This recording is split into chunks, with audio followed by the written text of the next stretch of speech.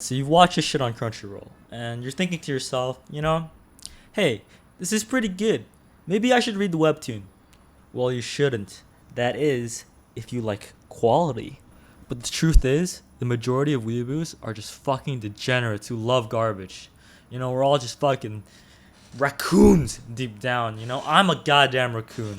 So that's why today I'm gonna review Tower of God, the webtoon, because I love garbage and I'm not afraid to admit it. The first thing you'll notice about this webtoon is that it just looks like fucking doo doo. Alright? If you came from the anime like me, you look at some of the characters that you know in the webtoon and you'll just be like, what the fuck? There's just something about the way that the author draws that just makes his characters seem really unnatural, especially when they're doing stuff that isn't standing still.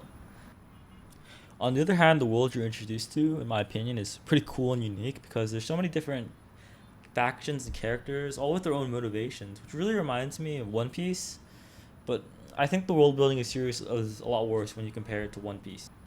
In my opinion, I think this is because the sense of place and realness that One Piece establishes isn't really here in Tower of God. Unlike One Piece, within the story, we never really get to see the normal people just living their everyday lives, and we don't really get to see the main characters either outside of the fucking tests. Man, they're always doing fucking tests.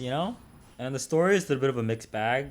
As previously stated, there are many different unique characters, so you're bound to find someone that appeals to you, but that person definitely isn't the main character. I think the biggest problem with this webtoon is that the main character just fucking sucks, alright?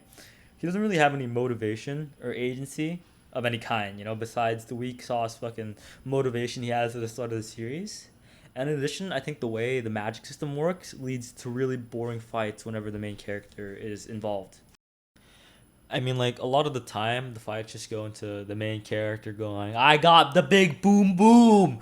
But then, like, the guy he's fighting against is just like, no, man, I got the bigger boom boom! But then the main character is like, no, dude, I just fucking powered up, and now I got the biggest fucking boom boom. I will admit, though, that when some of the other characters fight, it's a lot more interesting, and the outcome is decided by a lot more than who can make the biggest fucking key blast. But really, every time the main character is fighting, it's just fucking boom boom fights. There's just so many. Now, I have been shitting on this webtoon a lot, but I think if there's one thing I really like about it is the surprising amount of sincerity behind it.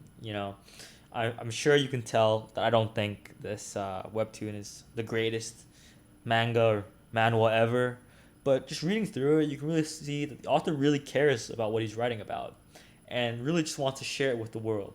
There's a kind of amateur charm that the series has. It's kind of reminiscent of, a good punk rock band where they're not very good at playing their instrument, but they're entertaining anyways. It kind of makes you feel like you can do it too, which I think is a really cool thing about webtoons. Anybody can publish on their platform. So yeah, in conclusion, there are definitely a lot of people out there praising Tower of God like it's the second coming of Christ. This show, man, is the fucking One Piece of webtoons. But I don't really think it's that good. I think we need to control the hype a bit here because even though the series, it has some strong points, but really it's just fucking Dragon Ball Z for fucktards. But that's okay, because Dragon Ball Z is cool and I'm a fucktard too. The series was pretty good. I give it 33 out of 66 BAMs. It's not the most amazing thing ever, but if you feel like you're gonna be into it, it's still maybe worth the read, even though the art is just fucking awful and a lot of the fights are just fucking key blast fights. But I mean, if that's your thing, that's your thing, and it is a little bit my thing.